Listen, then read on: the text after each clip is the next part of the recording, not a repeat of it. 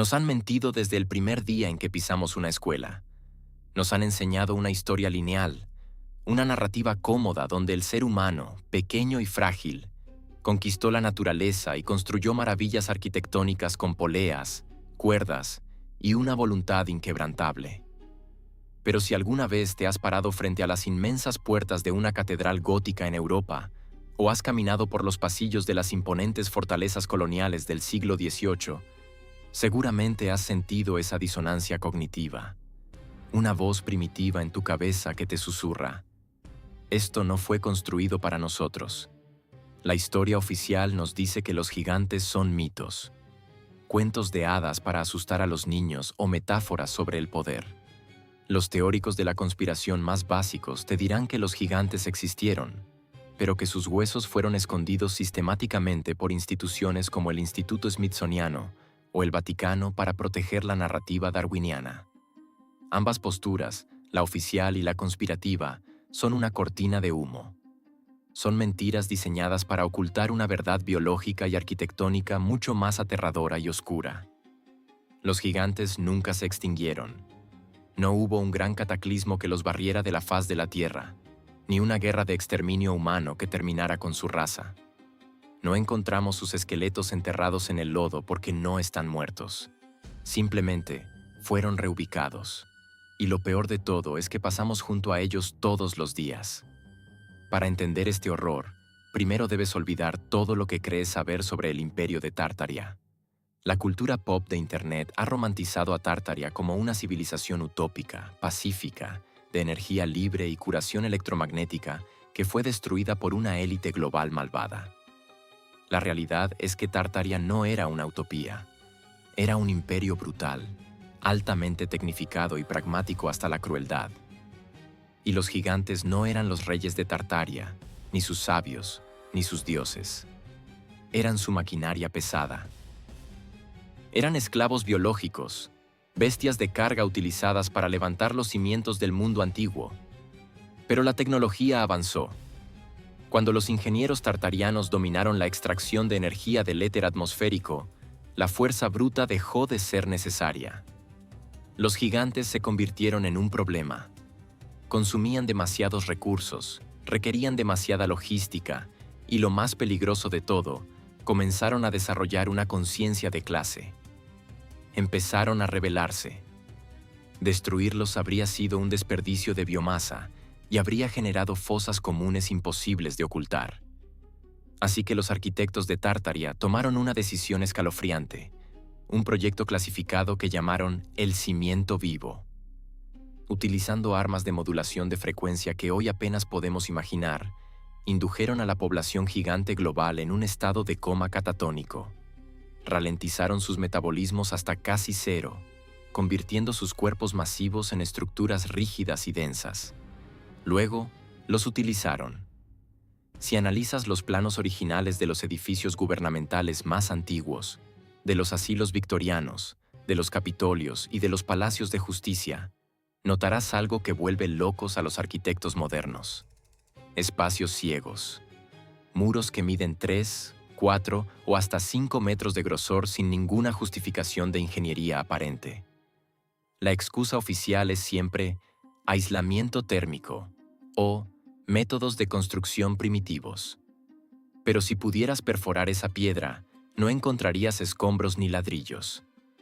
Encontrarías una capa de resina densa y, debajo de ella, la piel petrificada de un ser de 9 metros de altura, acurrucado en posición fetal, en un letargo eterno. Están emparedados a nuestro alrededor. Cuando entras en esos grandes salones que te hacen sentir minúsculo, no estás experimentando la grandeza del diseño estético. Estás sintiendo la opresión física de docenas de titanes dormidos en las paredes. El frío constante de los sótanos antiguos no es humedad, es la absorción térmica de sus cuerpos inertes que apenas mantienen la temperatura necesaria para no morir. Tartaria nos dejó un mundo construido sobre una prisión de carne viva, y nosotros, en nuestra ignorancia, seguimos usando sus tumbas como oficinas, museos y parlamentos. ¿Alguna vez te has detenido a observar con genuina atención los muros de Sacsayhuamán en Perú? ¿O los colosales bloques de la terraza de Baalbek en el Líbano? La historia académica oficial se retuerce en explicaciones inofensivas para justificar lo injustificable. Nos dicen que civilizaciones equipadas apenas con cinceles de cobre, herramientas primitivas y cuerdas de cáñamo lograron cortar, transportar y ensamblar bloques de andesita y granito que pesan cientos, a veces miles de toneladas. Los guías turísticos repiten como loros que los bloques encajan con una precisión tan absoluta, tan alienígenamente perfecta, que no es posible deslizar ni una sola hoja de papel o una cuchilla de afeitar entre sus juntas. Te dirán que las formas poligonales e irregulares de estas piedras fueron diseñadas meticulosamente a mano para resistir terremotos. Es una mentira brillante, porque suena lógica y tranquilizadora. Pero la verdad de esta conspiración, la realidad que los geólogos de élite discuten a puerta cerrada y bajo juramentos de sangre, te helará la sangre en las venas. Esas piedras no fueron cortadas, no fueron talladas en canteras lejanas, ni siquiera son rocas naturales. Lo que estás viendo, lo que los turistas tocan reverentemente con sus manos sudorosas todos los días para tomarse fotos, es una resina geopolimérica tartariana vertida directamente sobre los gigantes en coma profundo. El imperio de Tartaria, en su afán por deshacerse de su obsoleta y rebelde fuerza laboral de titanes, enfrentaba un problema logístico masivo y aterrador. ¿Cómo aíslas y ocultas a millones de seres biológicos de semejante envergadura sin que el proceso natural de putrefacción o sus violentos intentos de despertar destruyan las ciudades desde sus cimientos? La solución fue una obra maestra de la ingeniería química macabra. Desarrollaron un compuesto sintético, un polímero de silicato que, al reaccionar con el nitrógeno del aire, se endurecía en cuestión de horas hasta alcanzar una densidad superior a la del granito de alta pureza. Pero este polímero tenía una propiedad aún más siniestra. Era termorreactivo, insonorizante y formaba una barrera estéril absoluta. El proceso de emparedamiento era rápido, industrial y carecía de toda piedad. Los gigantes, ya sumidos en un letargo profundo inducido por las enormes torres de frecuencia atmosférica, eran amontonados en zanjas estructurales y forzados a adoptar posiciones fetales para ocupar el menor volumen posible en el espacio. Sobre esta masa de cuerpos inmensos y dormidos se vertía el polímero líquido a temperaturas glaciales. El líquido grisáceo se filtraba por cada recoveco, adaptándose milimétricamente a las curvas de las espaldas colosales, a los ángulos agudos de las rodillas flexionadas y a los pesados contornos de las cabezas gigantescas. Al solidificarse, encapsulaba a los individuos en un abrazo asfixiante e indestructible, transformando su prisión en los bloques de construcción del nuevo mundo. Ahora, vuelve a mirar esos muros poligonales incas o pre-incas en tu mente. Vuelve a mirar las extrañas protuberancias, esos botones de piedra que sobresalen de las superficies lisas sin razón geométrica alguna. No son decisiones arquitectónicas, son articulaciones, son codos, son rodillas, son cráneos fosilizados bajo una gruesa capa de concreto antiguo. La razón por la que encajan tan perfectamente, sin dejar un solo milímetro de espacio, es porque los cuerpos blandos fueron comprimidos unos contra otros por el tremendo peso del polímero líquido vertido, creando un molde biológico tridimensional perfecto antes de petrificarse por completo. Las juntas perfectas no son cortes precisos, son los límites exactos donde la piel de una celda de polímero choca contra la siguiente celda adyacente. Esto explica por qué la ciencia moderna, con toda su tecnología láser de punta, computadoras y grúas hidráulicas masivas, ha fracasado miserablemente al intentar replicar estas construcciones. No estamos intentando replicar una técnica de corte de piedra olvidada. Estamos intentando replicar un proceso de momificación química masiva a escala industrial. Los eruditos nos dicen que estas civilizaciones antiguas tenían un profundo respeto por la piedra viva. No sabían cuán literal y espeluznante era realmente esa frase. Aún más perturbador es lo que sucede a nivel microscópico.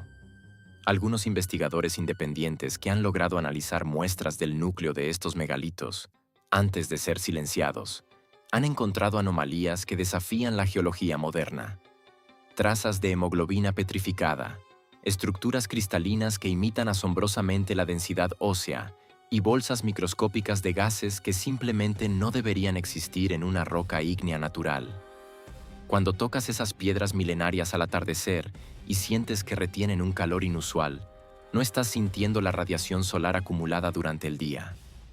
Estás sintiendo la bioenergía residual, el metabolismo agónico y ralentizado a un solo latido por año, de un titán atrapado en un sarcófago presurizado que se niega obstinadamente a morir.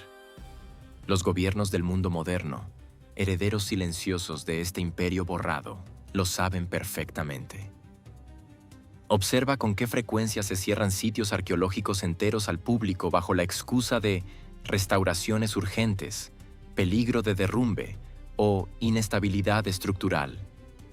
Cuando un bloque colosal en Sacsayhuamán supuestamente se desplaza a 1 milímetro, no es un asentamiento natural del terreno, es un espasmo muscular. Es un intento de expansión térmica de un organismo gigantesco que, muy lentamente, está comenzando a salir de su letargo inducido. Los restauradores que envían en secreto a estos sitios no son arqueólogos equipados con cepillos finos. Son equipos de contención química encargados de inyectar selladores industriales de última generación en las microgrietas para evitar que la inmensa presión biológica interna haga estallar el muro desde adentro. Estamos caminando alegremente sobre un campo minado de proporciones mitológicas, admirando con ignorancia las lápidas de una raza que está atrapada en el limbo entre la vida y la geología, esperando el momento exacto en que la piedra finalmente se quiebre. Todo sistema global de contención, especialmente uno diseñado para aprisionar a millones de entidades biológicas masivas, requiere una sala de control. No puedes simplemente sumir a una raza entera de titanes en un coma profundo, inyectarles polímeros petrificantes y esperar que el silencio dure para siempre. El letargo inducido por el imperio de Tartaria no era mágico. Era pura y dura física de ondas electromagnéticas. Requería una red de transmisión constante, un diapasón planetario que emitiera ininterrumpidamente la frecuencia exacta para mantener la supresión neuronal de los gigantes. Y esa antena central, ese nodo neurálgico disfrazado de maravilla arqueológica, se encuentra en la península de Yucatán. Hablemos de Chichén Itzá. Hablemos de la majestuosa pirámide de Kukulcán, o El Castillo. La historia convencional, esa narrativa higienizada que le venden a millones de turistas sudorosos cada año, afirma que fue construida por la civilización maya como un templo astronómico y religioso dedicado a la serpiente emplumada. Te maravillarán con historias sobre cómo, durante los equinoccios, las sombras forman el cuerpo de una serpiente descendiendo por las escalinatas. Pero la verdadera aberración de Chichén Itzá no es visual, es auditiva. Es el famoso canto del Quetzal. Si te paras frente a la escalinata principal de la pirámide y aplaudes con fuerza, el eco que rebota y desciende por los escalones de piedra no suena como un aplauso normal. Suena exactamente como el chirrido agudo y distorsionado de un ave. Los guías te dirán con una sonrisa que esto es una prueba irrefutable de la genialidad acústica de los arquitectos mayas, quienes supuestamente tallaron las piedras para imitar a su pájaro sagrado. Es una mentira brillante, una tapadera perfecta para la ingeniería de escape más aterradora jamás concebida. Piensa en la física básica. Tienes a cientos de miles de gigantes de 10 metros de altura emparedados en estado catatónico alrededor del mundo y una concentración masiva de ellos enterrados bajo la fina corteza de piedra caliza de la propia península de Yucatán. Aunque su metabolismo está ralentizado a casi cero, siguen siendo materia biológica viva. Sus inmensos corazones laten una vez cada varios meses. Sus pulmones colosales exhalan un microsuspiro presurizado que se acumula. Toda esa fricción celular, esa respiración agónica y esa energía potencial generan una cantidad masiva de ondas infrasónicas de bajísima frecuencia. Si esas ondas acústicas se acumularan bajo tierra sin una vía de escape, la resonancia destrozaría la roca desde abajo, provocando terremotos que harían estallar los sarcófagos de polímero y despertarían a los prisioneros. Tartaria necesitaba un tubo de escape. una válvula de presión acústica. La pirámide de Kukulcán no es un templo, es un amplificador inverso y un disipador de frecuencias.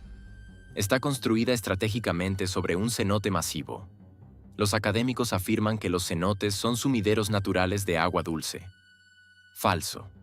Son fosos de enfriamiento líquido y cámaras de resonancia para el domo electromagnético tartariano que yace más abajo.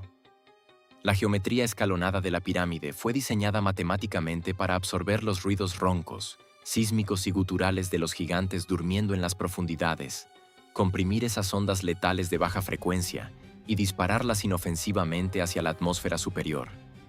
El canto del pájaro que escuchan los turistas no es un eco diseñado a propósito. Es un fallo en la válvula. Cuando una persona aplaude frente a la pirámide, la onda de choque repentina y aguda del aplauso interrumpe por una fracción de segundo el flujo constante de los rugidos subgraves que escapan de la estructura. El chirrido distorsionado que rebota no es un pájaro. Es el sonido del ronquido colectivo y ahogado de miles de titanes, siendo filtrado violentamente a través de la piedra caliza porosa, cuando la presión del aire se desestabiliza un instante. Estamos aplaudiendo frente a la rejilla de ventilación de una fosa común de pesadilla y sonriendo al escuchar el lamento distorsionado de los prisioneros. La red de pirámides alrededor del mundo no son tumbas de faraones ni altares de sacrificio. Son los anclajes de esta red de supresión. Teotihuacán, Giza, Gunung Padang en Indonesia.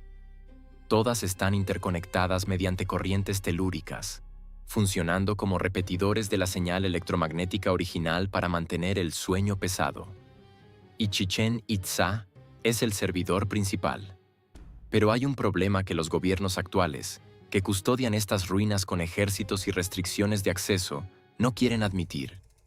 El nivel del agua en los cenotes subterráneos está cambiando.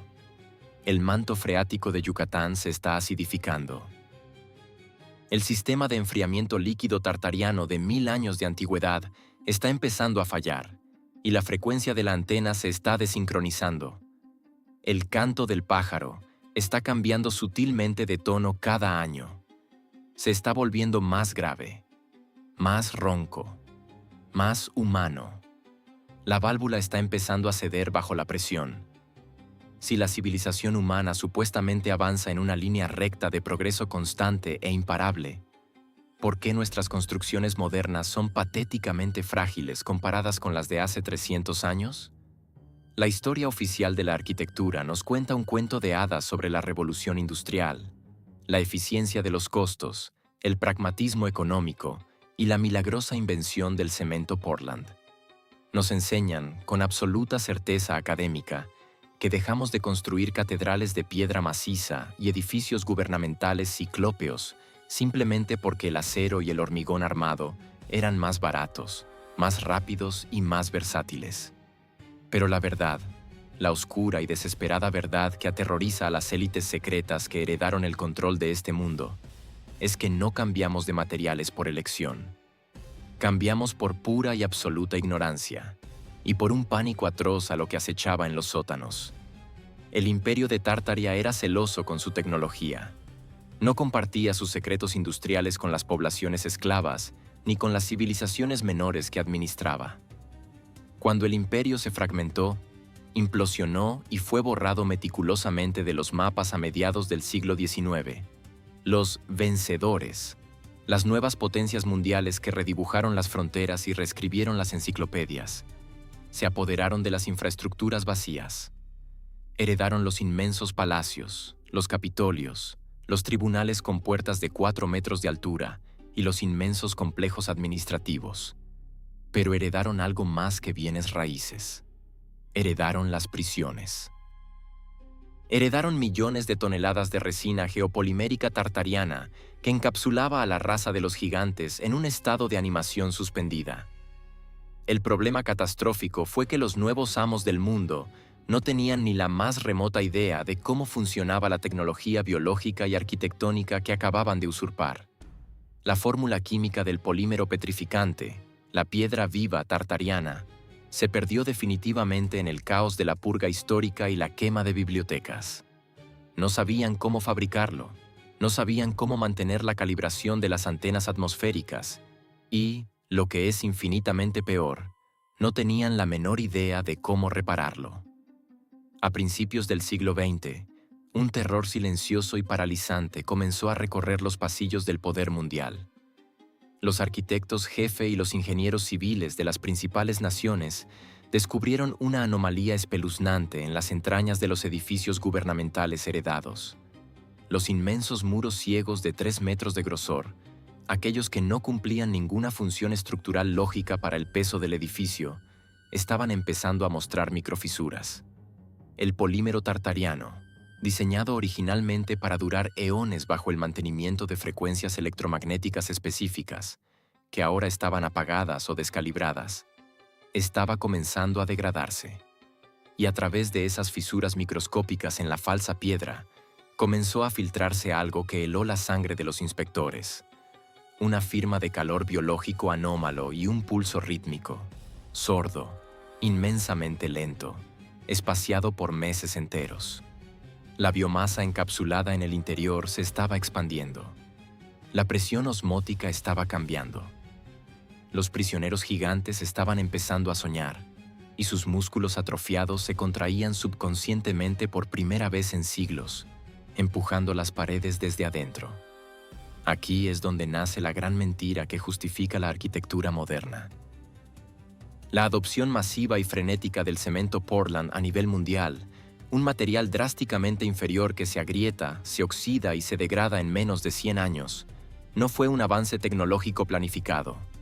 Fue una medida de contención de emergencia a escala global. Las élites necesitaban desesperadamente un material barato, líquido y de secado rápido que pudiera fabricarse en masa e inyectarse en las inmensas grietas de los edificios antiguos para mantener selladas las prisiones biomecánicas. Toda la multimillonaria industria de la restauración y preservación histórica es, en realidad, una fachada monumental, una operación paramilitar de contención encubierta. Cuando ves enormes andamios cubriendo una catedral europea o un palacio de justicia colonial durante años, bajo la aburrida excusa de limpiar la fachada, restaurar los frescos o reforzar los cimientos para prevenir hundimientos, lo que realmente está sucediendo es una intervención quirúrgica de máxima seguridad. Equipos especializados, trabajando de madrugada bajo contratos de confidencialidad inquebrantables, están vertiendo toneladas de hormigón armado hiperdenso, barras de titanio y resinas epóxicas modernas en las cavidades donde el polímero original ha cedido por la fuerza muscular. Están intentando poner vendajes de cemento sobre una olla a presión de carne y hueso gigantesco que amenaza con estallar. Piensa en la deprimente estética del brutalismo, esa arquitectura de enormes bloques de hormigón gris, sin ventanas, que plagó el mundo occidental y soviético a mediados del siglo XX. Nos dijeron que era una declaración artística, un triunfo de la funcionalidad absoluta sobre la forma burguesa. La realidad es que los gobiernos se dieron cuenta de que no podían seguir habitando las cárceles vivientes de Tartaria sin un riesgo existencial diario. Empezaron a construir búnkeres masivos de hormigón ciego de forma preventiva, no para protegerse de posibles bombas nucleares de la Guerra Fría, sino para tener fortalezas de contingencia donde refugiarse el día inevitable en que los muros de los edificios antiguos finalmente colapsen y sus ocupantes petrificados se pongan de pie, furiosos y hambrientos. Cada vez que escuchas sobre un asentamiento estructural en un edificio histórico, un crujido profundo en medio de la noche que los ingenieros descartan rápidamente como el edificio acomodándose a los cambios de temperatura. No es el edificio. Son las articulaciones colosales de un ser que lleva 300 años intentando extender sus brazos paralizados. Y la tragedia de nuestra ignorancia colectiva es que seguimos cubriendo esas grietas de advertencia con pintura fresca y yeso barato, esperando ingenuamente que el monstruo simplemente vuelva a dormir. Si alguna vez te has preguntado cómo se borra un imperio entero de la memoria colectiva, la respuesta no está en la quema de libros, sino en la burocracia más fría y sistemática. Nos han enseñado en las escuelas que los mapas antiguos, aquellos donde la palabra Tartaria cruza imponentemente toda Asia y parte de Europa, eran simples errores de exploradores ignorantes. Nos dicen que usaban un término genérico para tierras inexploradas. Es una mentira conveniente. Tartaria no desapareció por conquista militar.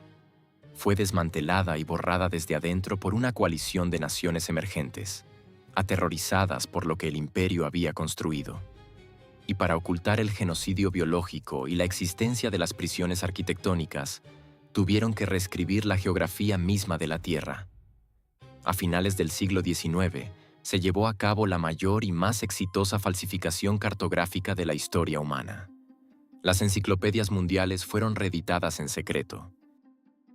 Los atlas originales fueron confiscados de las universidades bajo la apariencia de actualizaciones científicas, estandarizadas por las recién creadas sociedades geográficas de Londres, París y San Petersburgo.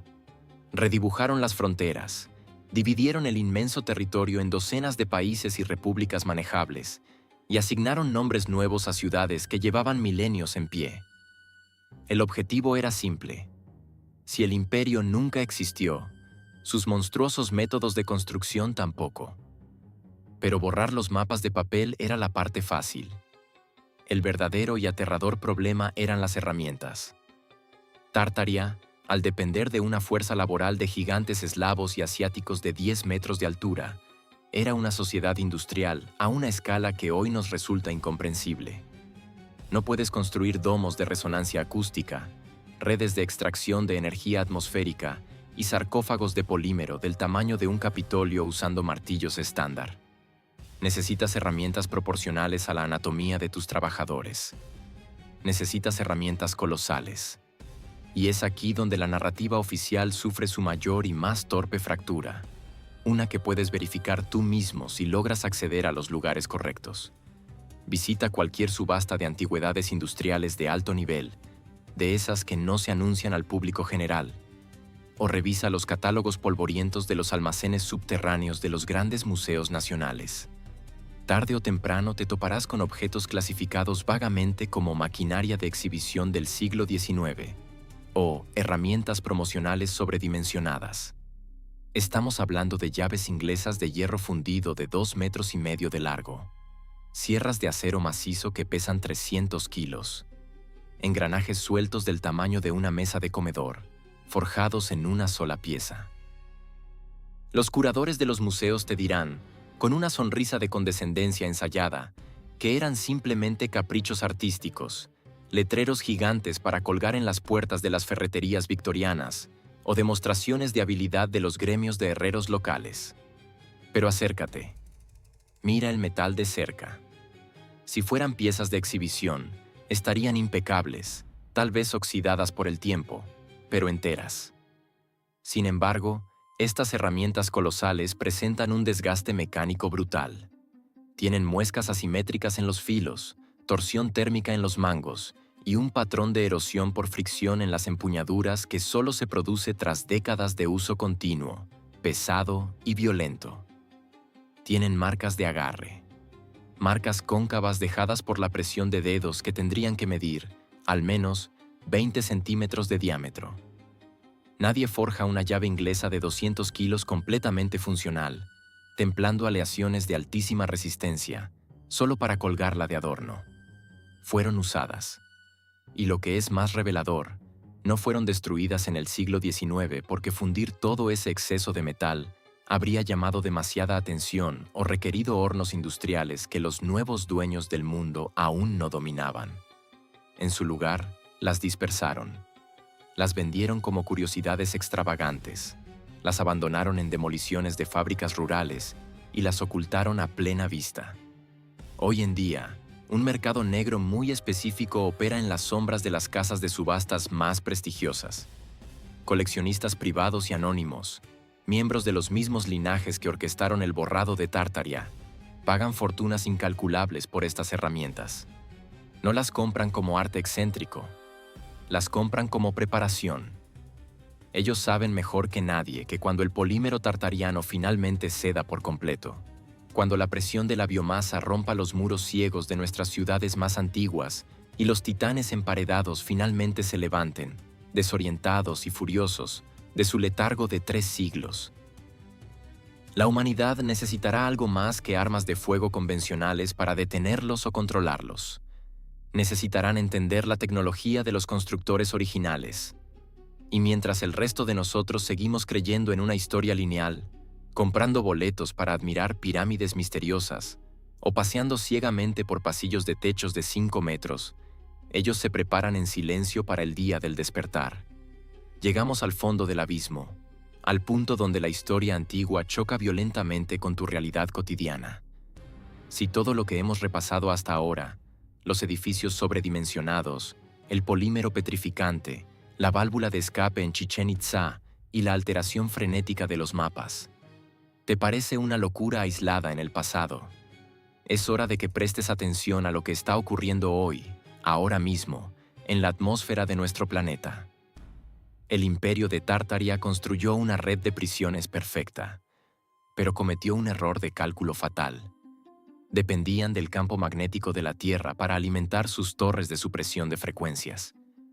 Y el campo magnético de la Tierra está cambiando. ¿Has escuchado hablar de el zumbido, de hum? Desde finales de la década de 1990, millones de personas en todo el mundo, desde Taos en Nuevo México hasta Bristol en el Reino Unido, han reportado escuchar un sonido constante, sordo y de bajísima frecuencia. Un zumbido que parece penetrar las paredes, que no se puede grabar fácilmente con micrófonos comerciales y que vuelve locos a quienes son sensibles a él. La ciencia oficial ha entrado en pánico intentando explicarlo. Culpan a fábricas lejanas, a torres de telefonía, a submarinos militares e incluso a casos masivos de tinnitus psicológico. Mienten. O peor aún, ignoran la aterradora verdad. El zumbido no viene de la maquinaria humana. Viene de debajo de la corteza terrestre y del interior de los muros ciegos de nuestras ciudades más antiguas. A medida que los polos magnéticos de la Tierra se desplazan a una velocidad sin precedentes en este siglo, la inmensa red electromagnética que mantenía a los gigantes en su letargo catatónico está perdiendo voltaje. El sistema está fallando. El zumbido que la gente escucha es el sonido del fallo de los motores de contención. Es la estática de un campo de fuerza biológico que se apaga lentamente. Y lo que es infinitamente más perturbador, es el primer gemido colectivo de millones de titanes cuyos sistemas nerviosos están empezando a reactivarse después de 300 años de parálisis. Los síntomas del colapso de las prisiones ya son visibles a simple vista, pero nos hemos condicionado a ignorarlos. Fíjate en los sótanos y en las plantas bajas de los grandes edificios gubernamentales, museos y palacios de justicia del siglo XVIII y XIX, en ciudades como París, Buenos Aires, San Petersburgo o Washington. Los arquitectos modernos luchan constantemente contra un fenómeno que llaman humedad por capilaridad. Afirman que la piedra antigua absorbe el agua del subsuelo, creando manchas oscuras, desconchando la pintura y generando un olor pesado y rancio. Esa no es agua del subsuelo. La piedra viva está sudando. A medida que los metabolismos de los gigantes emparedados pasan de un latido por año a un latido por mes, su temperatura corporal aumenta. La biomasa confinada bajo las gruesas capas de polímero tartariano está experimentando fiebre por el esfuerzo monumental de despertar. Esa humedad oscura que arruina las paredes de los museos no es agua, es condensación biológica. Es sudor amniótico cargado de amoníaco que se filtra a través de las microfisuras de la resina degradada. Cuando hueles ese aroma a encierro en una catedral gótica o en un antiguo banco central, no estás oliendo historia. Estás oliendo la respiración rancia de un depredador colosal que está a punto de abrir los ojos. La élite mundial está aterrada, y sus acciones recientes lo demuestran. ¿Por qué crees que los multimillonarios del mundo están construyendo búnkeres subterráneos de lujo en lugares remotos como Nueva Zelanda o la Patagonia a un ritmo frenético? Nos dicen que temen una guerra nuclear, el colapso económico o el cambio climático. Es una tapadera. No te escondes bajo tierra de un cambio climático. Te escondes bajo tierra, sellado tras puertas de titanio de 50 toneladas, cuando sabes que los verdaderos dueños del mundo, Criaturas de 10 metros de altura y una fuerza incalculable están a punto de romper sus sarcófagos de piedra en medio de nuestras ciudades más pobladas. El colapso es inminente. La válvula acústica de Chichén Itzá ya no puede procesar la presión del Yucatán. Los cenotes están hirviendo con la disipación térmica. Las armaduras de acero y los vendajes de cemento moderno que inyectamos ciegamente en las grietas de los edificios históricos están comenzando a ceder bajo la pura fuerza muscular de los prisioneros que se estiran en la oscuridad. La próxima vez que entres en un imponente edificio del siglo XIX, no mires al techo admirando los candelabros. Acércate a uno de esos muros ciegos y absurdamente gruesos que sostienen el vestíbulo. Apoya la palma de tu mano abierta contra la superficie fría. Pega tu oreja a la piedra y contén la respiración. Si tienes paciencia, y si el ruido del mundo moderno se apaga por un segundo, no escucharás el silencio de la arquitectura muerta. Escucharás un latido pesado, profundo y espaciado. Y te darás cuenta, con un terror absoluto, de que nosotros no construimos este mundo. Solo somos los parásitos que se instalaron a vivir sobre las tumbas de los dioses, justo antes de que estos decidieran resucitar.